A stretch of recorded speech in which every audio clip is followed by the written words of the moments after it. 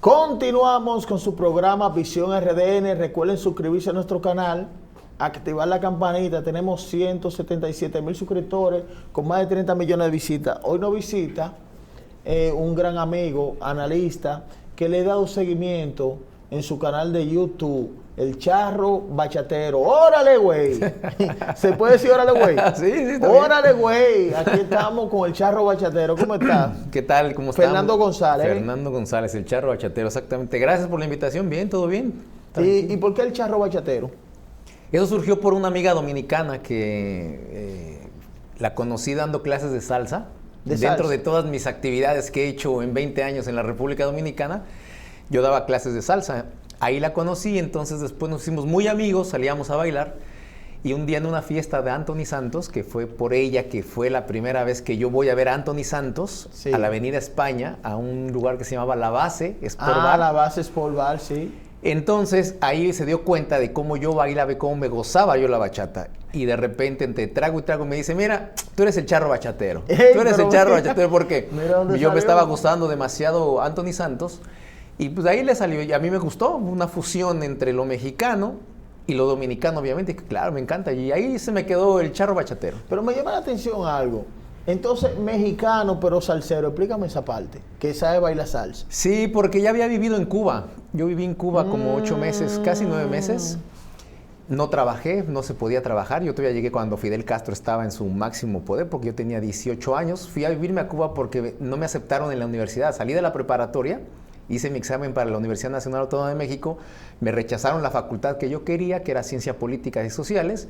Y me dio coraje y entonces me fui a Cuba porque mi vecino era cubano y me ofreció su casa y me fui para allá, como de depresión de no haber aceptado en la universidad. Me voy a Cuba y ahí aprendo a bailar salsa.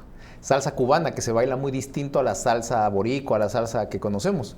De ahí me surge ese gusto. Entonces, cuando yo llego acá, pues empiezo a dar ese tipo de clase. Empecé a dar la rueda de casino, como se llama en Cuba, y ahí me surgió eso. Pero me encanta la salsa, me fascina. Todo tipo de música me gusta realmente. Yo puedo estar escuchando a Ricardo Arjona, pero puedo estar con Omega, o puedo estar con Silvio Rodríguez, o puedo estar con Beethoven. Cualquier música me encanta, depende de mi estado de ánimo. Depende del estado de ánimo. Depende de eso. Entonces, Charro, tú tienes alrededor de 20 años en República Dominicana. Voy a cumplir sí, ya 20. 20 años. ¿Cómo tú ves la República Dominicana? Hoy mismo más difícil, hoy mismo.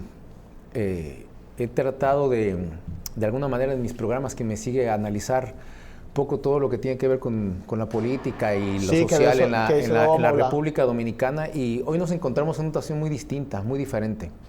Porque obviamente el mundo ha cambiado también y mucha gente no entiende eso.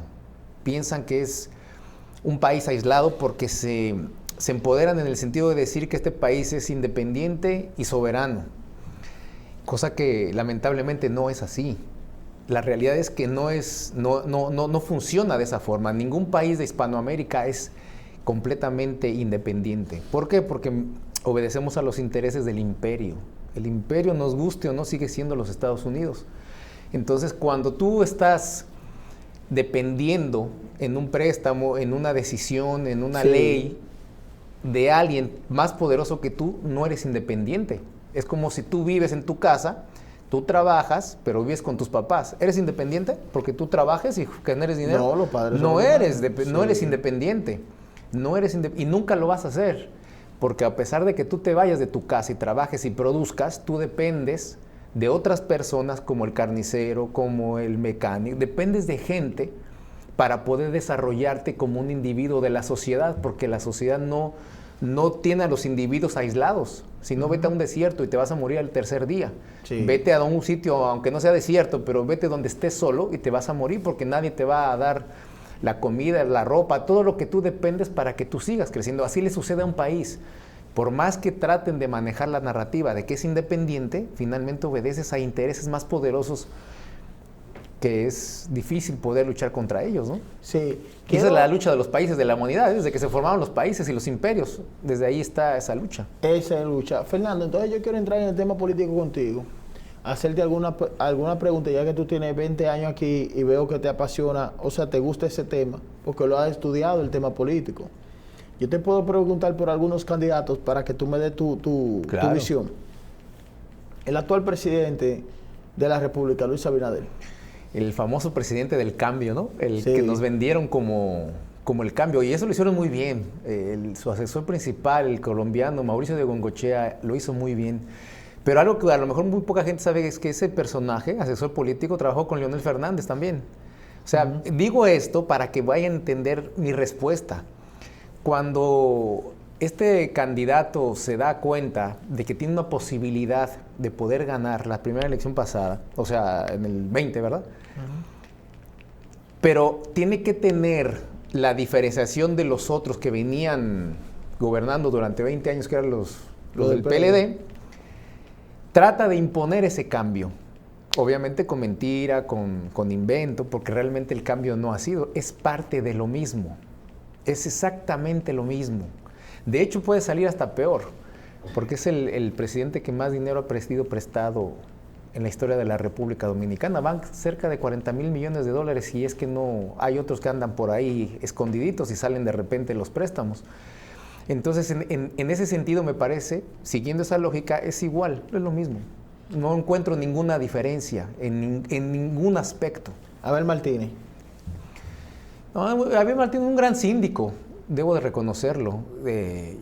Creo que hizo un buen trabajo, y eso hizo que se apresurara para poder adelantar los tiempos y poder postularse como candidato a la presidencia. No es lo mismo ser un síndico que ser un presidente. Hay un abismo completamente grande para eso. Deben de recordar también que, a pesar de que haya hecho un trabajo aceptable, las mayores obras que se hicieron en Santiago no venían de presupuestos locales, eran del presupuesto nacional. O sea, el monorriel y todas estas grandes obras es del presupuesto del gobierno central. No es Abel Martínez quien hizo eso, pero de alguna manera supo gerenciar un poco, ¿no? El recogimiento de basura, sí, un poco la delincuencia. Santiago se veía más ordenado, ¿no? Tampoco se creó tantos empleos a través de Abel. Es el gobierno central que crea los empleos de cualquier provincia, no es solamente los locales. Difícilmente que un síndico te pueda crear 200,000 empleos, es imposible. Sí. Es imposible, no se puede. La misma dinámica de la economía, pero de la economía nacional.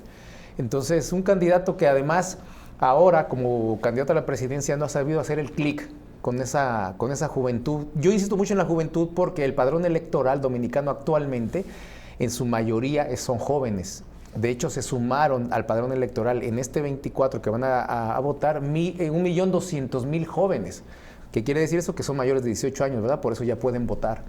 Entonces, no ha hecho ese clic con la juventud. Por eso es que tú lo ves en las encuestas con un 16 o quizá Él no 17. ha podido hacer clic con la juventud. No. ¿Por qué? Porque lo ven igual que sus antecesores de su mismo partido. Okay. Y cuando vienes a ver la historia de Abel, que venía trabajando de La Sirena, que era un gerente o que era un supervisor, que no tenía dinero y que de repente llega la abundancia económica, que no sé cómo de repente se hacen millonarios personas así, pues obviamente la gente ya cuestiona más, la gente ya no se lo cree. Sí. Porque no es posible que tú te puedas hacer, ni medianamente rico te puedes hacer en este país honradamente. Honradamente no lo puedes hacer. Aquí se trabaja 4 días para el gobierno para pagar impuestos y 1 día y medio, si es que tú trabajas los sábados, 1 día y medio para ti. Pero de ese medio día que tú trabajas, que produces, tienes que descontar nómina, tus impuestos, sí, no te queda absolutamente nada. Y si eres un emprendedor que va a poner una empresa nueva y va a la DGI, ya te están cobrando la primera factura y todavía no tienes clientes. Y son impuestos sobre impuestos y ya tú le debes. Antes de crearla a la empresa, oigan bien, tú eres un emprendedor que hace cortinas y tú quieres una empresa, vas a la DGI y antes de tú que te generar un cliente ya le debes al gobierno. Sí. Entonces, por eso es que más del 58% del comercio es informal. Entonces, cuando sucede todo ese tipo de cosas, te das cuenta, ¿cómo yo me hago rico en este país? Honradamente, no se puede. Difícilmente, bueno, vienes de familias, eres nieto de Vicini, de Bonetti, de Corripio, a lo mejor. Pero así de nuevos ricos profesionales y honrados, difícilmente. Abel Martínez no viene de una familia rica, no... Al contrario, era supervisor o gerente de La Sirena, de Grupo Ramos. Entonces, de repente llega a ser síndico antes de pasar por la Cámara de Diputados, toda esta historia de él, y de repente, pues, millonario, según las investigaciones del periodista Rafael Guerrero, ¿no? Sí. Entonces, la gente ya lo ve, los jóvenes saben que eso no. Por eso también siento que hay un rechazo por parte de la juventud, en ese sentido, ¿no? Yo quiero preguntarte ahora de Leonel Fernández, presidente. Yo lo he dicho mucho en mi canal y lo voy a decir porque yo soy transparente, ¿verdad? Pero creo que está encaprichado con el poder. ¿Está encaprichado? Encaprichado. El expresidente Leonel Fernández ha sido presidente 3 veces de la República Dominicana. 12 años ha gobernado al pueblo dominicano. 12 años. Y en esos 12 años, que me tocaron a mí, los 2 últimos periodos, porque el primero fue en el 96, yo todavía no estaba aquí, pero en los 2 últimos sí me tocaron verlos todavía, no pudo solucionar ni mínimamente los problemas básicos de la República Dominicana. Desde que yo he llegado aquí no hay agua, no hay luz, no hay empleo, no hay calles pavimentadas, hay inseguridad, no hay alumbrado público. Sí. Son cosas básicas, básicas. Y miren, señores, el gobierno tiene tres obligaciones indispensables. No se inventen más. El gobierno tiene la obligación, no es un favor, es obligación porque eso es a través de los impuestos que uno paga que se hacen esas cosas. Darte educación de calidad, gratuita, salud de calidad y seguridad. Esas son las 3 cosas fundamentales de un gobierno. Insisto, no es un favor que nos están haciendo. Y esas 3 cosas que estoy diciendo que son básicas para que una sociedad se pueda desarrollar, no te las ha dado ningún gobierno. Ninguno. Dime un país, dime un presidente o dime un partido en la República Dominicana que esas 3 cosas, que son problemas fundamentales del pueblo dominicano, estén resueltas ahora mismo. ¿Quién te la ha dado? No hay nada resuelto. No hay nada resuelto. Entonces, por eso digo que el expresidente Leonel Fernández está encaprichado con el poder.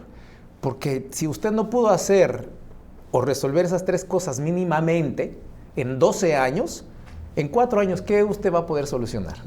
¿Qué usted va a poder solucionar? Y tuvo 2 seguidos usted. O sea, Leonel tuvo 2 seguiditos ahí. O sea, 8 años corridito. Que es una continuidad del poder, porque no es lo mismo. En 4 años tú no haces nada. No cambias un país. Sí. No lo cambias. Es imposible. No eres mago ni gurú, ni... no lo puedes cambiar. Es un proceso a largo plazo. Más cuando la República Dominicana se ha encontrado en un hoyo muy profundo desde hace muchos años. Desde hace mucho. Entonces, ¿cómo salir de ese hoyo en 4 años? Es imposible. Entonces, por eso yo digo que está encaprichado con el poder. Probó la miel del poder desde hace mucho tiempo, claro, ¿no? Y sigue en eso. Yo me acuerdo en su discurso del 96, que lo vi muy bien cuando estaba en un evento en el Centro Olímpico, creo que sí fue en el Olímpico del Palacio de los Deportes, en el 96, cuando da ese famoso discurso diciendo que en su gestión no se iba a permitir ni un solo corrupto, que bajo ninguna circunstancia se le iba a permitir, no importaba la jerarquía del partido que tuviera ese individuo, se iba a castigar con todo el peso de la ley. ¿Y qué ha pasado? Estamos esperando todavía. Estamos esperando eso. Sí. ¿No? Cuando te das cuenta, toda la gente del comité político del PLD de ese momento, que tampoco tenían nadie, de repente... Una entidad millonaria. De repente son millonarios y de repente tienen empresas y de repente se vuelven portadores de ajo y de cebolla y de... ¿Dónde está eso? Entonces yo creo que está encaprichado con el poder y yo no creo que ya tenga, yo creo que ya caducó su proceso. Ya caducó. Yo debo de reconocer que es un gran político. Me parece que es uno de los grandes políticos que ha habido en la historia de la República Dominicana. O sea, eso no se lo quito, es un grandísimo político, pero ya 3 periodos y seguir en ese capricho, yo creo que ya caducó. Ya caducó, yo creo que ya debe de retirarse. Sí, ya. Ya están los números, finalmente. Yo no creo en las encuestas, mucha gente cree, pero finalmente ahí están los números que le dan, ¿no? Entre comillas, pero vamos a darlo por hecho esos números. El pastor Carlos Peña. A él lo conozco muy poco. Sé que vino del programa de radio de las setas del gobierno, participó por ahí. Ahí fue que yo lo empecé a reconocer ahí. Pero finalmente es un candidato alternativo donde en este país, lamentablemente, a los alternativos no se les hace caso. Precisamente porque la tradición de la política dominicana impide que pueda haber alguien alterno, alguien que esté separado de las células ya establecidas del sistema político dominicano. El sistema político dominicano es muy celoso, guarda...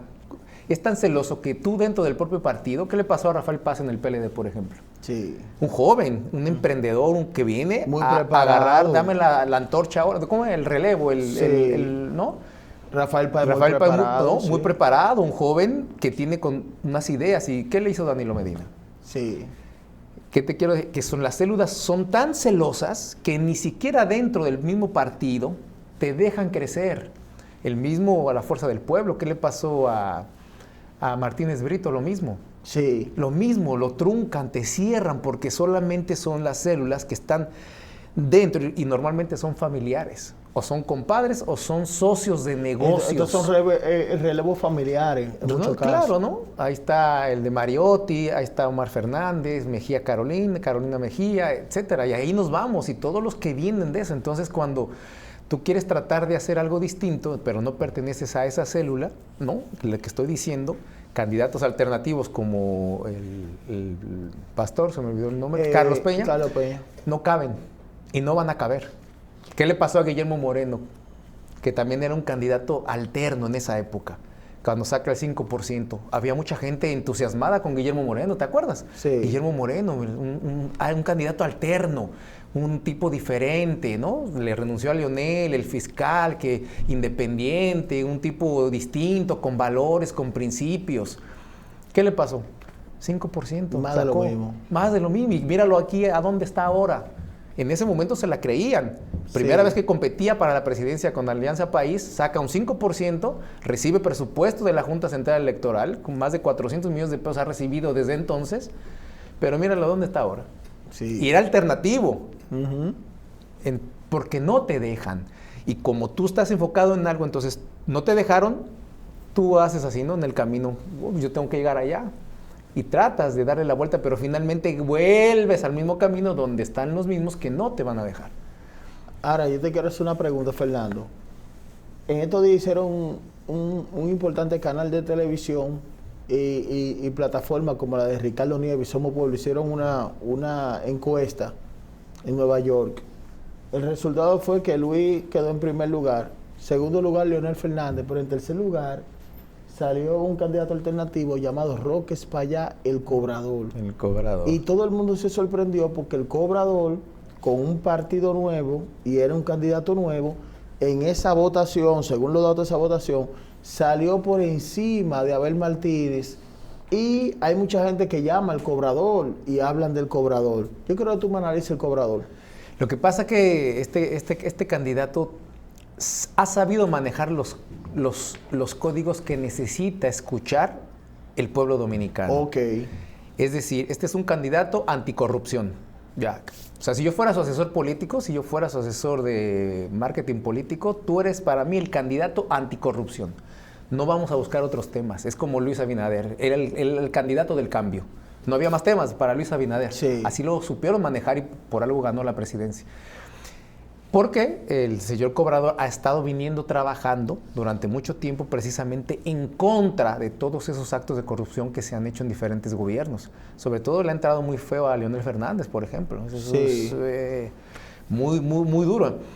Este tema es un tema que preocupa muchísimo al pueblo dominicano porque el pueblo dominicano ya está harto, como diría en buen dominicano, ¿no? Por eso fue una de las razones también por las cuales el PLD dejó el poder. Más allá de que Luis Abinader fuera el candidato, ¿no?, del PRM, más allá de eso, el pueblo dominicano castigó al PLD y por eso es que gana Luis Abinader. No gana Luis Abinader por ser el candidato mejor, no por las buenas propuestas, no por eso, sino porque así es lo que está pasando ahora con Roque, que la gente está identificando, y sobre todo la diáspora dominicana, que se encuentra en los Estados Unidos, que son más de 2.5 millones de dominicanos que hay en todo el territorio norteamericano, están hartos en su mayoría de la corrupción, porque no ven a su país a la distancia creciendo. Esa diáspora dominicana que puede tener 30, 40, 50 años, que ven a su país a la distancia, que siguen el mismo hoyo de la corrupción, que siguen la misma etapa de Balaguer. Balaguer decía, no, la corrupción entra hasta la puerta de mi casa, ¿no? Yo la topo aquí, la paro en la puerta de la casa. Decía eso, ¿no? Y sí. Que significaba eso, que era permisible con la corrupción, igual que Leonel, igual que Danilo. Y ese tipo de situaciones, la gente en la diáspora dominicana se da cuenta. Oye, yo tengo 50 años aquí trabajando y este país sigue igual, y yo quiero regresar a mi país. Yo quiero retirarme en mi país, yo quiero morir en mi Quisqueya la Bella, y no pueden, porque cuando ven esto, que estamos aquí con esta corrupción, con estas deudas, con esta falta de empleo, pues obviamente se quieren quedar allá. Cuando ven a un candidato como el Cobrador, que va a anticorrupción, que está atacando todo eso, que está sacando papeles, demostrándole a Leonel, por ejemplo, que vendió un terreno allá en la Avenida España de no sé cuántos miles de millones y que dónde está ese dinero y demás, la gente empieza a creer en algo así. Por consiguiente, van a dar su voto por una persona que está demostrando, antes de estar en el poder, que realmente va a atacar la corrupción. Habrá que ver cuando él tenga un poquito de poder, si verdaderamente va a poder contra esos monstruos que han creado, ¿no? Esos dinosaurios políticos del sistema político que se han enriquecido y que de alguna manera se cubren entre ellos para que esos actos de corrupción pues no sean castigados, ¿no? Porque no ha habido ningún caso de un pez grande que haya sido sometido a la justicia y condenado por corrupción, no hay.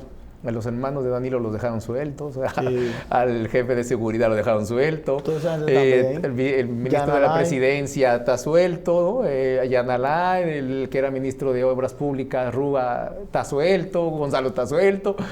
Entonces, no ha habido ningún pez gordo, digamos, que realmente sea enjuiciado con todo su derecho y demás, y que sea el Ministerio Público que demostrara la corrupción. Y el pueblo dominicano se cansa de eso, se harta de eso. Por eso se identifican con... Entonces yo creo que por eso se identifican mucho con el señor Cobrador, ¿no? Y además de que es un tipo muy nacionalista. O sea, ese tipo tuvo un problema los otros días con unos militares en la frontera, que estaba acompañado del general Percival también, que lo estaba diciendo, o sea, tenemos que defender a nuestra nación de cualquier extranjero, porque aquí muchas veces se ha enfocado mucho en el país vecino, pero las leyes no dicen eso, las leyes con cualquier extranjero, conmigo mismo, o que soy mexicano, ¿no? Que tengo que tener mi reglamento de mi cédula, mi residencia, cumplir con las leyes, respetar las leyes, etcétera, etcétera, para que tú puedas ser bienvenido. Y lo que yo siempre digo en mi canal, este país es muy solidario y le da la bienvenida a cualquiera, pero tienes la obligación como extranjero de respetar las leyes y la idiosincrasia y la cultura dominicana para que seas bien recibido. Porque hay venezolanos que han cometido delitos muy graves. ¿Te acuerdas la señora que apareció en una jipeta en el 5º centenario, una doctora que apareció muerta? Sí. Fue un venezolano. Entonces yo digo, es que puede haber a nacionales, a vecinos buenos que vengan a trabajar, que sean honrados, pero también puede haber venezolanos que vienen a hacer desorden a este país, y eso yo no se los voy a permitir. Si usted viene extranjero de cualquier parte, es bienvenido. Este país es mágico, es el país de las maravillas, como yo digo, pero tiene que respetar las leyes y tiene que respetar lo que hay aquí. No intente cambiar nada porque usted es el invitado, usted es el que se debe de acoplar a lo que hay en este país.